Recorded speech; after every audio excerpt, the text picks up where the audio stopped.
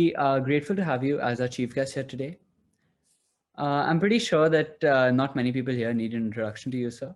But to all those who not know much about Mr. Mysore, let me give you a brief introduction to him. So, Mr. Mysore is currently the managing director of the IPL team and the CEO of Red Hot Chili's Entertainment. So, Mr. Mysore was appointed the CEO of KKR in 2016. Now, a little more about Mr. Venky's career. He served as the chairman of the American Chamber of Commerce of Bangalore chapter from 2002 to 3. He has about 25 years of experience in the insurance industry, including experience in North America, and he has also established operations in Asia. He was with MedLife for over 21 years, and he left the company as the managing director of PNB MedLife India Insurance Company Limited in 2010. He was the country head of India division and vice president of Sun Life Financial Asia at Sun Life Financial Incorporated till 2nd of January 2007. He was a non-executive and non-independent director of Gujarat Siddhi Cement Limited. He was a director at Birla Sun Life Insurance Company Limited, independent non-executive director at Aurora Realty Limited, director of Birla Sun Life Asset Management Company Limited. So we are very happy to have you here, and we've been looking forward to listening to you today. Ladies and gentlemen, Mr. Venky Mysore. Thank you, Aryan, for that introduction. So happy to be here and look forward to having a bit of an interactive session today. Sure, sir.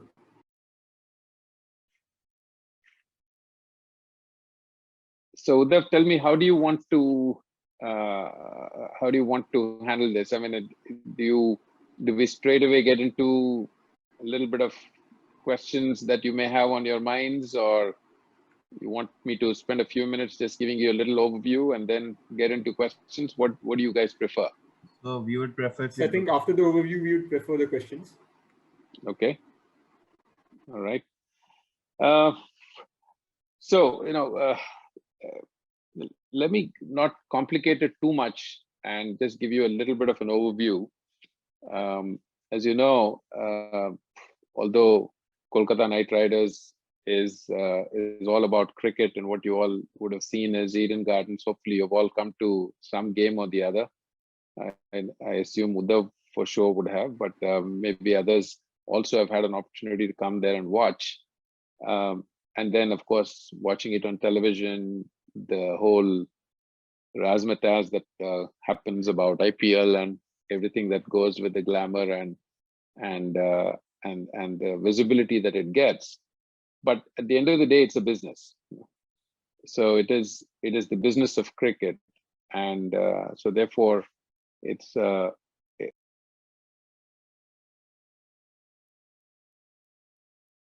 So you're on mute. Sir, you're on mute. Sorry, I'm back. Did you lose the whole thing or just a couple of sentences? Just a couple of sentences. Okay, fine. So now what I was saying was that I think what is to be kept in mind is, end of the day, Kolkata Knight Riders and the IPL and everything associated with that is really a business. So how does one look at the business? It's not very different from any other businesses that you would all be familiar with. Maybe some of you come from business families. It's quite possible that your parents might be working for another corporate. So having that understanding of what happens in a business is not very different to what KKR does. But I'll tell you the way we think about the business of cricket. And Aryan said, I also manage Red Hot Chili's. Maybe we should rename it as Red Hot Chili's. It's actually Red Chili's. So that's the entertainment side of the business, and of course, this is the sports side of the business. So I run both, and jokingly, I tell people that I've become very religious since I manage both, because as many of you might know, people say in India there are only two religions. One is cricket, one is Bollywood. So I have the opportunity of being involved in both. So when I speak to various different types of audiences, including today, I feel almost like I'm a bit of an evangelist, talking about the religious aspects of India while we are really talking cricket and Bollywood. So the business itself, the way we think about it is that it is actually based on two important pillars. And those two pillars that I refer to, one is the brand and the other is your fan base. So in any other business, you can think of the same thing, the brand or the product, and what you're trying to actually market, and then the other side of it is your customer base. And in sports we call it fans, in entertainment we call it fans, but in other businesses you say customers. So these are the two pillars on which you build it.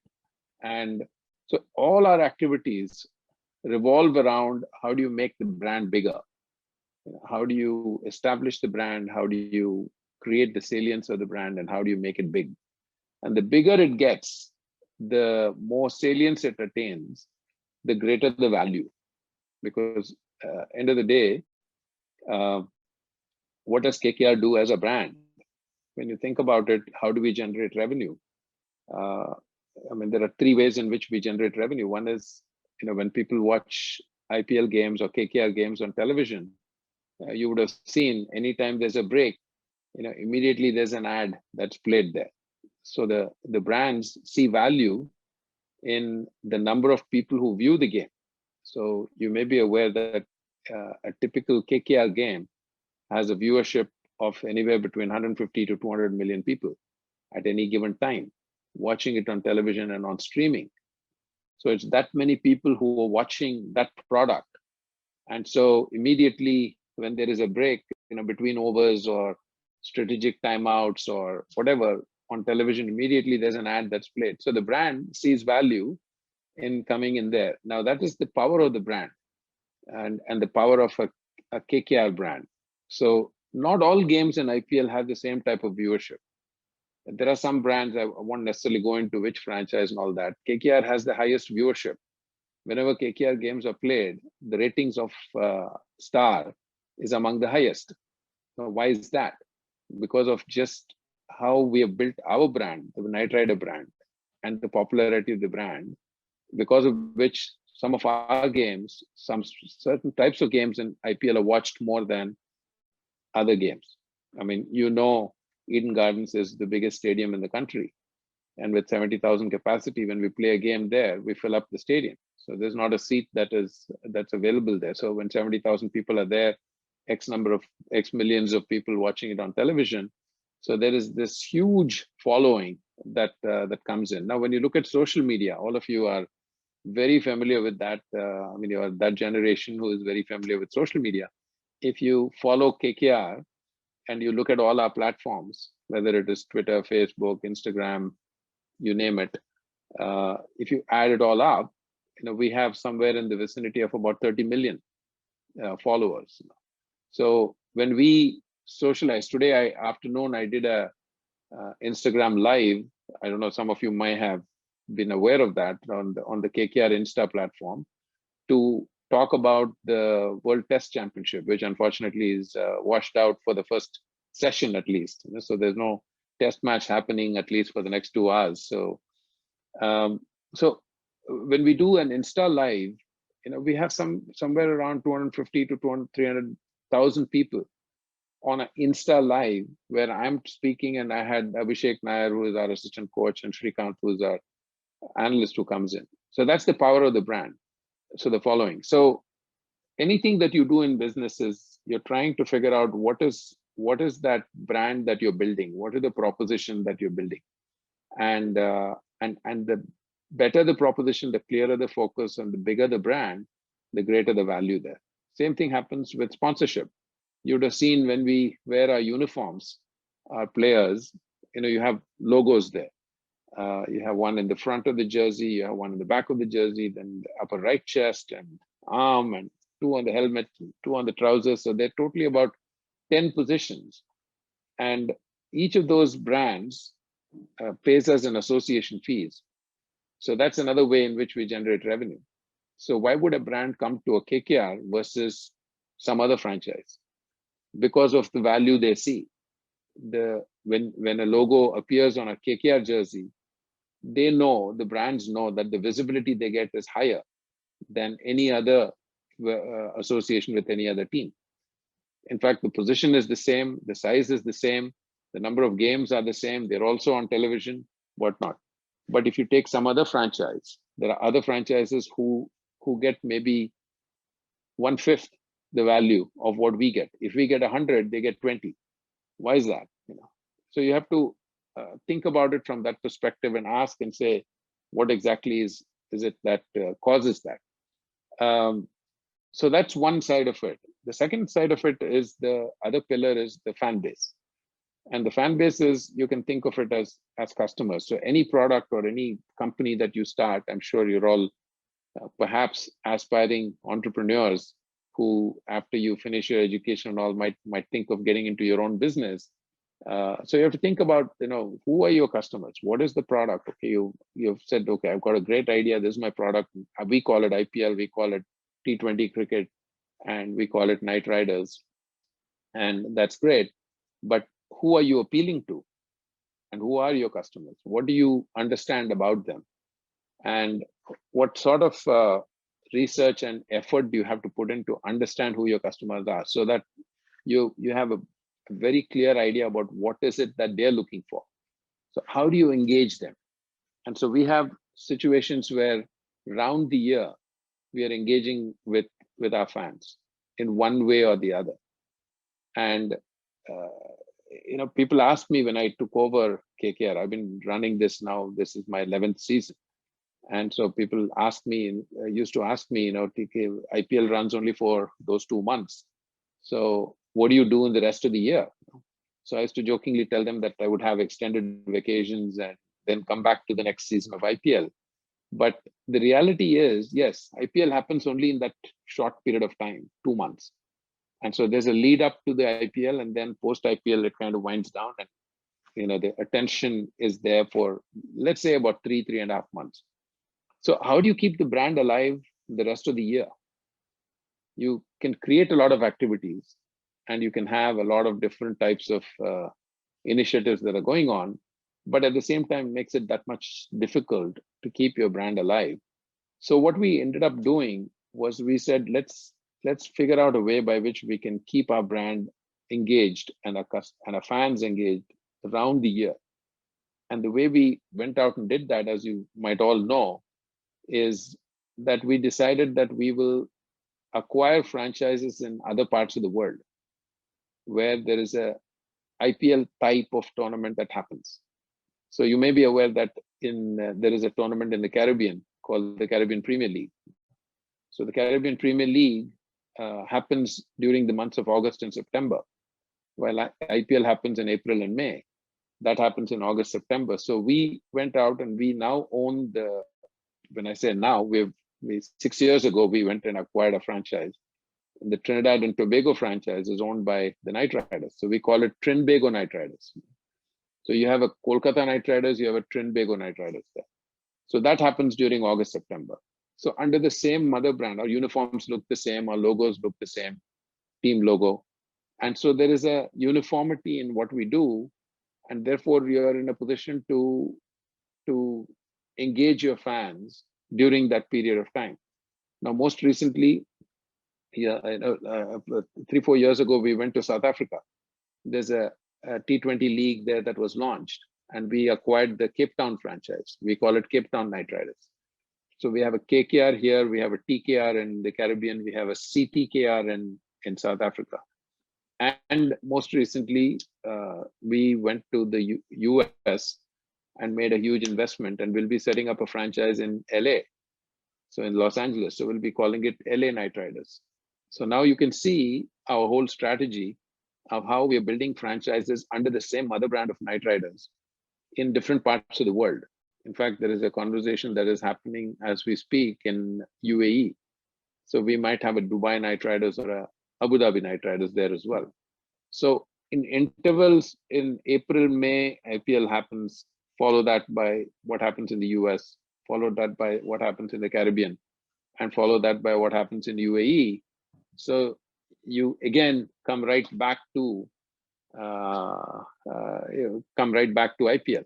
So there are these types of round the year activity that goes on, all uniform in terms of how our brand and our logo looks, and how what we do with our brands, what we do with our fans, how we pick our players, how we build our team in the auction, the support staff that we have. We try to have some commonality in all of these things. So you can see that we build a portfolio. We become the only global brand in T20 cricket. That's what we're very proud of, to say that we are the only global brand. So net, the summary of what I want to say is that on the one hand, you have the brand, on the other hand, you have the fan base. Everything else revolves around that, around those two things. So from a business standpoint, that's basically how it operates.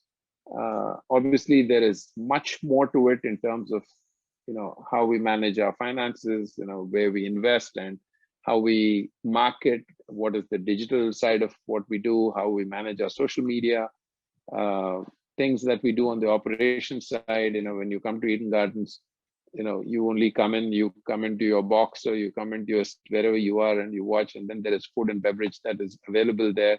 There's merchandise that's available. So somebody is doing all of these things in the back end on everything that goes on. So it's a very significant activity and a significant type of business that you run, but not very different than any of the other businesses that you're familiar with. But the front end of what you see, the product that you see, whether it's on television or on streaming or in person, is something that attracts more and more people to come in, which in turn drives revenue. So that's a bit of an overview. And so let me pause at this point and see if I put you all to sleep or intrigued you to think of some questions and insights that you want to discuss. So I'll pause at this point, and then we can take it from there. Thank you, sir. So I think we should start with the questions. Sure. So my first question would be, how do you manage to work in completely two different companies? Red Chillies being a production company and the other one being the sports one. It's a good question, because it would appear that they are very different. Ashmit, is it? Ashmit? No. Yes, sir. Ashmit Agarwal. Okay, good. Ashmit, it might seem very different, but the way we see it is that actually it is on a common platform of entertainment. What is cricket and what is IPL? It is entertainment. It is live entertainment. On the entertainment side of things, on the Red Chillies side of things, we make films. So basically what we do, we make films with Shah Rukh in it. We make films with other stars in it without Shah Rukh. We make content for streaming platforms. Like we've so far done everything for Netflix. I don't know how many of you have seen Bard of Blood, and how many of you have seen Betal or A Class of 83. So these are all series that Red Chillies has produced for OTT platforms. I spoke at length about what Knight Riders do. So when you think about it, yes, it is also that brand, it's that product that we're building, which people are seeing. We have their fans who come in and watch our product in theaters, or they come, they watch it on television when it is aired on television, or if they're on Netflix, they watch all our films on Netflix. Similarly here, if you're a cricket fan, you come to Eden Gardens, or you watch it on television, or you watch it on streaming. So in that sense, it's not very different. And the same two pillars that I was talking about in terms of how you build the brand. On the entertainment side, slightly different in the sense that the brand is not on one hand it is, because we say any content that we produced by Red Chillies, you will see Red Chillies Presents. So Red Chillies itself is a brand, but within that brand, there is a product, and that product is a movie. It can be Rais, or it can be, Happy New Year, or it can be whatever, and in a way, what we do on the sports side is that under the Knight Rider brand, when we are playing in IPL, we call ourselves Kolkata Knight Riders. When we go to Caribbean, we call ourselves Trinbago Knight Riders, etc. But the elements of how we manage this business is very similar. There also there is media value, because it is produced, it is distributed on a certain platform, which is television or streaming. There also you have sponsorships, where within film also you would see that we have what's called in-film branding. You might have seen in some films very smartly, there's a product that is placed there. I mean, the actor might be having a Coke or something, or maybe that particular scene may be shot in front of McDonald's, or they're driving a Maruti car or something like that. So these are all brands that are integrated into the film itself. Very similar to what we do in KKR. But in KKR, while the players are playing, you have all these logos and brands that are being displayed on the uniforms, etc. So in some ways, it is the same. The only slight difference I would say is that with live entertainment, which is sports, and which is the fans that follow us on, say, KKR, there is a continuity to that fan base. So if you're a KKR fan, you're always going to be a KKR fan, hopefully, and keep supporting, even whether we do well or don't do well. See, that's sports. That's the beauty about sports. You can't be winning all the time. And what you realize, having won 2 championships here and 4 championships in KKR, we've won 6 championships. No other T20 team has won 6 championships. What you realize is that it's very difficult to win championships, because it is an extremely challenging activity, and it is something that you will have to work very, very hard towards, and you need a little bit of the rub of the green and everything to fall in place. But that is what fans love. Fans embrace the idea of Knight Riders. Obviously, they want you to win. Every year, year in, year out, they want you to be qualifying for playoffs and lifting the trophy. But it's no matter how great the teams are, nobody has been able to do that year in and year out. But there are teams that are much more consistent. But this fan is a continuing type of a thing. Whereas in the entertainment side of things, yes, you have a brand like, say, Shah Rukh Khan, for example. I mean, he has his own fan base. And so therefore, there are very few like him, right? I mean, you can count on one hand probably the type of stars who have similar type of following and whatnot. But when you produce a film, if it is with him, you expect his fans to follow that. And if it is not with him, then you are working on the power of the Red Chillies brand. And so how do you activate that? And how do you work it? So sometimes these are different clusters that follow you depending on what type of product it is and who does it. So I hope that that makes some sense. Absolutely, sir. So on the note you mentioned Shah Rukh, sir. So as we all know, you have worked with Mr. Shah Rukh Khan for a very long time now. Yeah.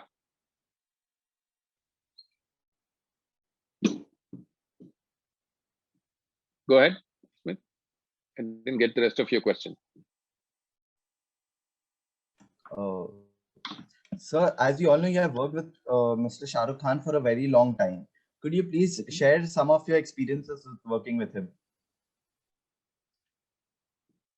Well, it's obviously, I mean, it's obviously very unique.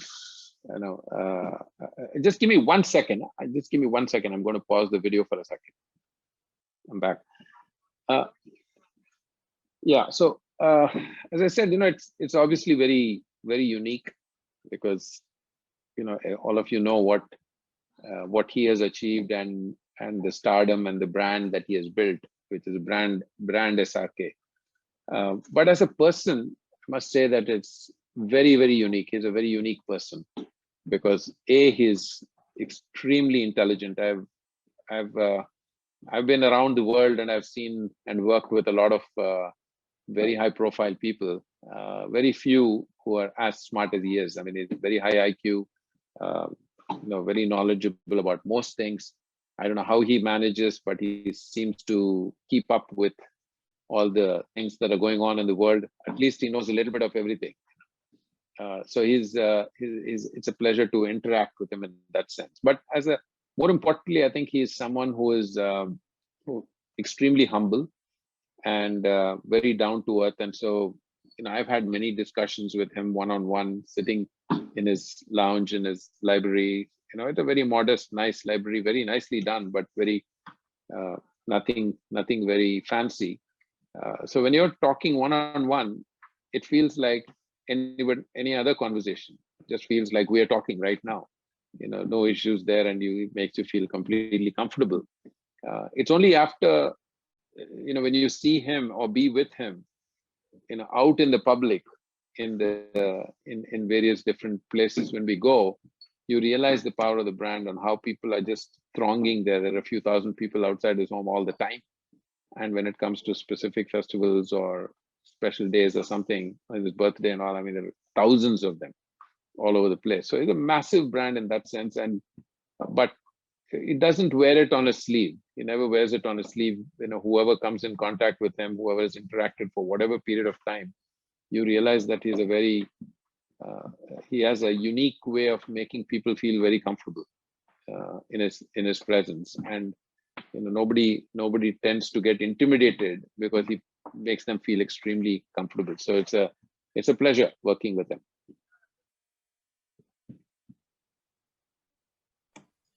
Thank you, sir. So, as the CEO of the franchise, do all the business decisions end with you? Do the player decisions also end with you as well?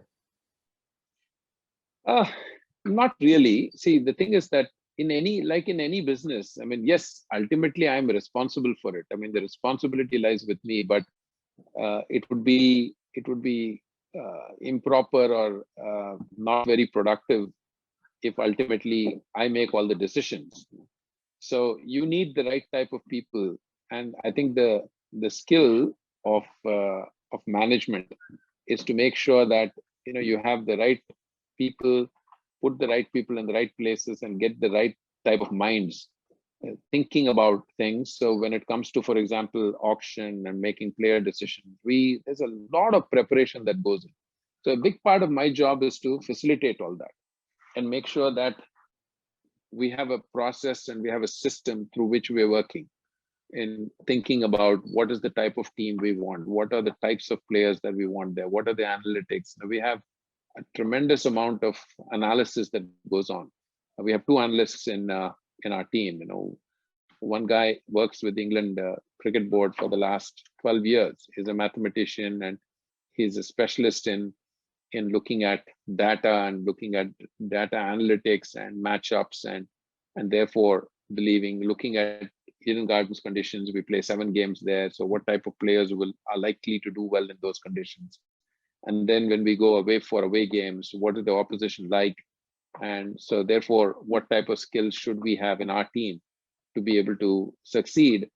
And we also have our other guy, Shrikant, who's been with us since inception of IPL. I mean, he's more of a traditional analyst who does a tremendous amount of data analysis and works through all of those types of things. So between the two of them, they give us a lot of information.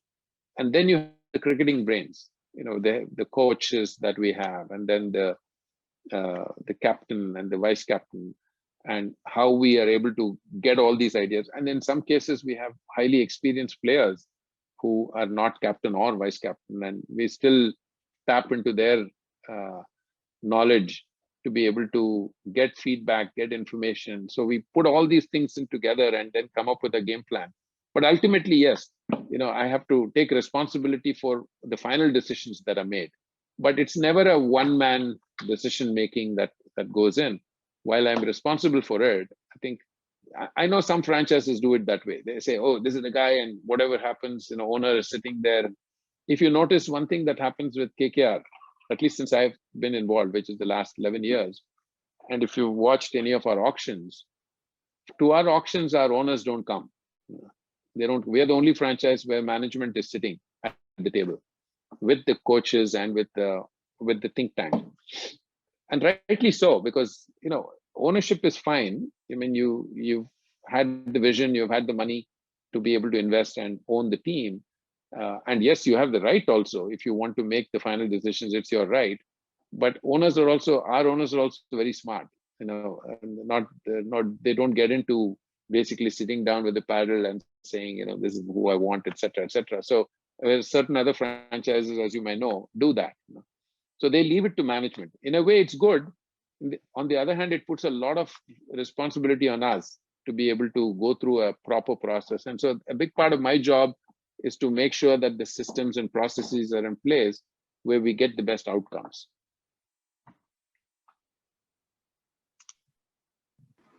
So could you tell us about an incident where something looked unrealistic, but you achieved it? Sorry, can you repeat that? I didn't get all aspects of the question. Sure. So could you tell us about an incident where you felt that that goal is unrealistic or unachievable, but you achieved that goal later on, like through hard work or something? There are many, particularly when it comes to sports. I mean, there are many instances. Probably the one that I can share with you is 2014 season. Of course, you guys were you were young right now, and so 2014. How many of you remember the 2014 season? We're talking 6-7 years ago. There you go, not bad. A few hands going up. So in 2014, as you know, it was a special year for KKR because we won the championship. And interestingly, what happened was the tournament started in UAE. And we had 5 games there. All teams had to play 5 games. And while we were playing well, our results were not great. Just like this first half of the season that is taking place. We were playing well, but the results were not great. So in 5 games, we won 2 and lost 3. And so we were 2-3 when we left UAE, and then the tournament came back to India. When we came to India, again, the first 2 games we lost. So we had actually, after 7 games, we had won 2 and lost 5. And coincidentally, the current IPL season is the same situation. We won 2 and lost 5. And there are 7 more games to go. So when we lost the 7th game, which was the 5th loss, it was a heartbreaker because we were playing against Rajasthan Royals in Ahmedabad. And we bowled first. They batted. I think they must have scored 158, 160, something like that. So it's a very achievable target. And when we batted, Gautam Gambhir and Robin Uthappa opened, and we were cruising. I think we were 112 for no loss. In the 13th over or something like that. So 7 overs to go, very few runs to get, and 10 wickets in hand. People are already sending me messages, congratulations, good win and all that. And I hate that when that happens, because in cricket, you realize until the last ball is bowled, you never know what's going to happen. So as luck would have it, we started losing wickets, and it was 1 over. In fact, I think we lost 6 wickets for 1 run or something like that.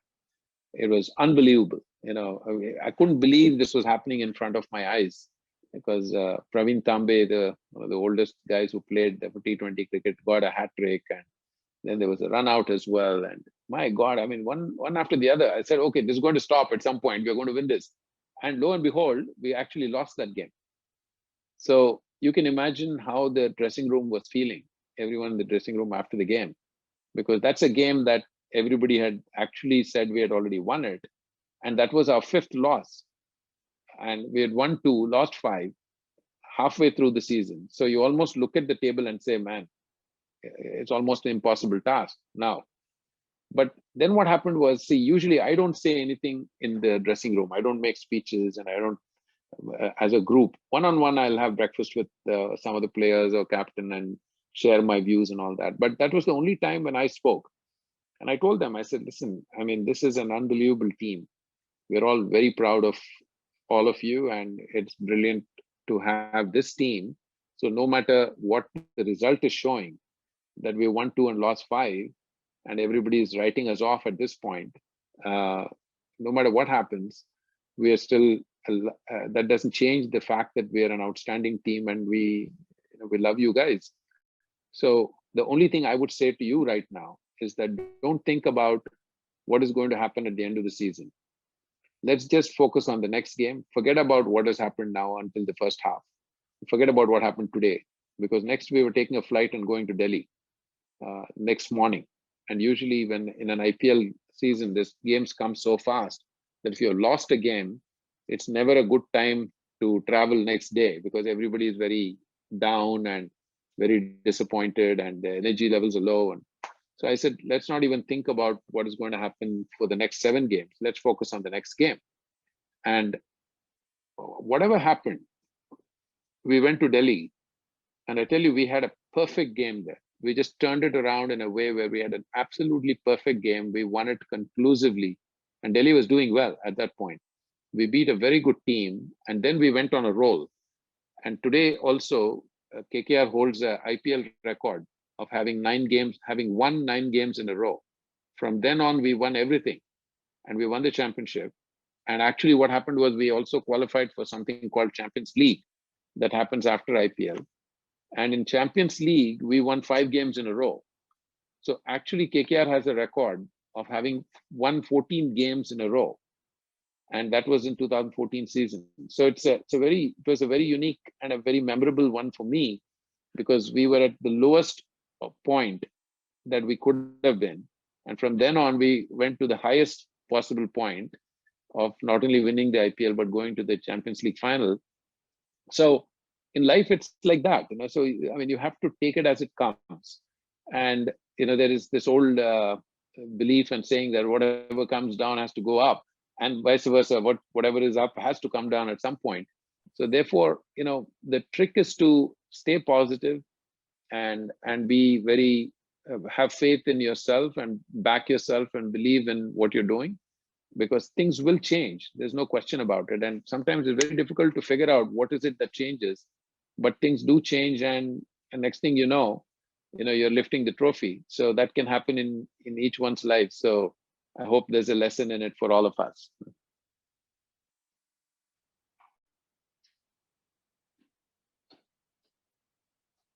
Yes, sir, definitely. There's a lesson for all of us in this. And sir, so I had another question. Like, how did you manage the transition from the financial sector to managing a sports team, that is a sports management arena? And like, what adjustments did you have to make? It's an interesting point that you bring up, and maybe for all of you youngsters, it's something worth keeping in mind. Is see, for most of us, what happens is career options. When you finish your school, when you go to college, and when you get your undergraduation, then you do your masters, and what sort of a career that you build. For most people, it happens by accident, not necessarily by design. So, I mean, you may be in a family business, and so you decide that I'm going to continue in the family business. And sometimes I know of people who say that's not exactly what I would like to do, but I'm part of the family and I'm part of the family business, so I'm going to continue doing that, which is great. And there's nothing wrong with that at all. For others, somebody, you might have done very well I did my MBA in the US, and then so MetLife came and hired me on campus. So, it was a campus interview. Little did I think at that point that I want to get into the insurance and financial services business. But, they came in and the pitch was a very good pitch. And, I liked what I saw. MetLife is the #1 financial services company in the world. It was a fast track management program. It all sounded good. So I went into that. But many times what happens is very important to reflect and try and figure out what is it that you would really like to do in life. It's an important question, and all of you have your own passions, I'm sure. So if you had a choice, you should ask yourself, I'm sure you do at all times, saying that what would I really like to do? And it doesn't matter whether it is well paying or not paying, or it is something others might think, oh my God, this is so crazy. I mean, you're doing your MBA, but you want to go into painting or something like that. So I mean, each one's passion could be something completely different. For me, actually, the passion was cricket, because I almost became a professional cricketer when I was growing up in India. I played for Madras University, and then I was in the Tamil Nadu Ranji squad. when MBA came calling, US came calling, and my father said, get on that plane, go to your MBA and forget about cricket. So maybe it was the right call at that point, because it was very difficult to make a living playing cricket at the time when I made it to a certain level. And I always believed, and I was believing that if I had a little more support, I could have made it to the next level and been in contention. But anyway, passion was cricket. So out of the blue, when I was running financial services, I always used to think, when I used to follow cricket and watch cricket and do all that stuff, I used to always think, somehow if there was a way in which I could get involved in this. I knew it was a long shot and it was unlikely that it would happen, because I'd already become a very senior executive in MetLife and then in Sun Life and whatnot. How do you make a transition from there to there? But it did happen for me. I mean, there was this conversation that happened 11 years ago when, out of the blue, I'm speaking with the owners of KKR in a very different environment, and then I happened to be narrating this story to somebody. I don't know to whom. I still don't remember how it happened. I was just talking about my cricket background. They knew me as a professional, as a business professional, financial services professional, but then I was talking about my cricket background and my passion for it. And then Jui's husband, Jay Mehta, Jui Chawla's husband, he and I knew each other a little bit. So he looks at me and he says, I've known you for this long. How come I didn't know anything about your cricket background? I said, well, because we never spoke cricket and we always spoke business and something else. And so this is what happened. And he said, oh, we have to have lunch next week. At that point, KKR had 3 very bad seasons. First, second, and third year, 2008, 9, 10, KKR was the worst performing team in the league. And so then I thought when he called me for lunch the following week, I thought he's going to ask me, give me some ideas. How should we do this? How should we do that? And, what are the changes that we can make from your perspective? You understand cricket, you understand business and all that. But the conversation went very differently. I mean, he said to me, Shah Rukh and I have been talking. We want to professionalize the franchise, bring in a professional CEO, et cetera, et cetera. And so I'm wondering, where is this conversation going? And suddenly he says to me that, we are convinced, I'm absolutely convinced, you can't say no, you have to do this. And so I was like, what are you talking about? Because I was working for a multinational at a very senior level. I was CEO and then I became country head. But the message I want to give you in sharing my story is that don't ever forget what your passion is in life. And keep that passion burning and keep that alive, because you never know when that opportunity might open up and when it might come knocking on your doors. And more often than not, it may not come knocking on your doors like it did for me. I was just lucky. I didn't go in search of it, it came. But I would even say to you that you should go in search of it, whatever your passion is. And because that's what is going to keep you happy. The test always is, and this is the slight motivational side of it, is that when you wake up every day and, are you jumping out of your bed and you're saying, I can't wait to go and conquer the world? Or are you sort of dragging yourself out of bed? And I can tell you, you would have already experienced this in your young lives, that when you have something that you're really excited about, then you'll probably not even be able to sleep so well. You can't wait to come out of it. I can see smiles on your faces to say, yeah, you can relate to what I'm saying. So that's how you should feel about what you want to do and what your lives are. And oftentimes what happens is the opportunity, people say, well, it seems so distant, it seems so crazy, if I share this with my parents or my family or my friends, they think I'm nuts, that I want to actually go into wildlife photography or something. People say, how are you going to make a living doing this? But if that is your passion, you will find a way to doing that. So don't ever forget your passion, and don't allow it to be boxed in and suppressed inside. You have to always keep giving effect to that, because somewhere along the line, when you keep thinking about it, when you keep pursuing it, it might very well click, and that'll make you extremely happy. And that's my learning life. Ultimately, whatever you do, you have to be very happy about it. You have to enjoy doing it. You have to, and that's where, my transition. I know the question was maybe a little bit more from how did you go from financial services to sports, but it doesn't matter. Whatever transition happened, I mean, running the business side of it, to me, without sounding a little arrogant, it was the easy part, because I'd run much bigger businesses. So this one was not intimidating at all. In fact, my challenge was, how do you make this big? And the cricket passion was always there.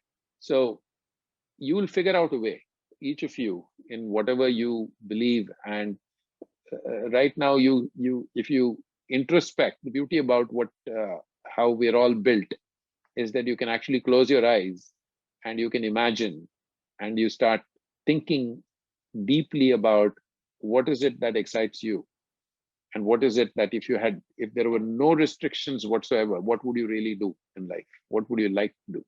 You probably, each of you, have an idea about it, what that is. Build on that. And it's not like it's just going to happen. Like anything else, you have to work towards it. You have to get good at it. You have to do a lot of work, understanding it, researching it, studying it, talking to people who have done that type of stuff and all that. And then it starts building. Then you start, the superstructure starts coming up, but you have to lay the foundation. And just because somebody says it's a crazy idea, don't ever suppress it, because someday people will praise you and say, wow, people tell me all the time today, saying that, how did you ever make that decision to move from what you were doing? Because I was very successful as a very senior executive, and I was one of the most experienced in that space. But to have made that transition, people are like, how did you do it? Others will feel like, how did you do it? But I did it because that was my passion. And nothing else mattered at that point. Yes, you take a pay cut. Yes, you get into a smaller company. Yes, you give up this, you give up that. But ultimately, if that makes you happy, there it is. So that's how I would put that transition. Yes, sir. And sir, now on an ending note, I have another question. Like, sir, what is your advice for the younger generation who are wanting to enter the sports field and afraid to do so? Like you told us you used to play cricket when you were young. So, like, what's your advice for the generation now? Well, see, you have to ask yourself, based on your question, afraid to do so means why? Why am I afraid to do so? Because somebody else thinks it's a crazy idea, or it's not something that you can actually build a career around or make something special out of it, like you think about it. But I can tell you one thing, that